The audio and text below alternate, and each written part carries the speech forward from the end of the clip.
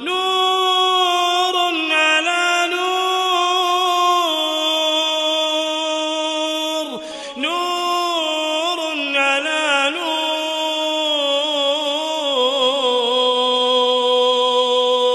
يهدي الله لنوره من يشاء.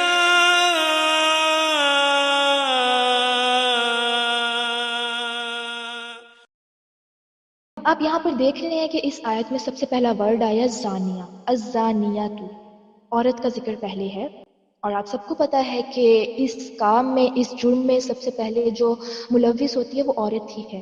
اگر ایک عورت اپنے پاس آنے کی اجازت نہ دے تو مرد کیا کر سکتا ہے؟ ایک عورت مرد کو لفٹ ہی نہ کروائے، مرد کیا کر سکتا ہے؟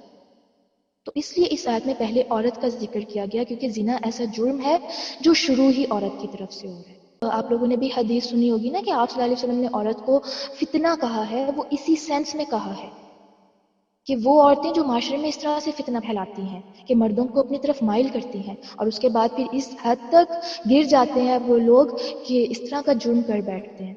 قرآن پاک میں دیکھیں جہاں پر چوری کی حد بتائی گئی ہے نا، تو وہاں پر پہلے چور مرد کا ذکر ہے کہ اگر کوئی مرد چوری کرے اور پھر کوئی عورت چوری کرے تو ان کو یہ سزا دو.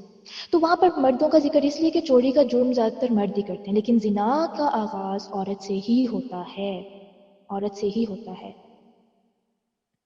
عورت نہ جواب دے کسی رانگ نمبر کے میسج کا، عورت نہ کال اٹینڈ کرے کسی نامحرم مرد کی، عورت نہ لفٹ کروائے کسی کو، تو کس مرد کی ہمت ہوگی کہ وہ عورت کی طرف آنکھ اٹھا کر بھی دیکھے؟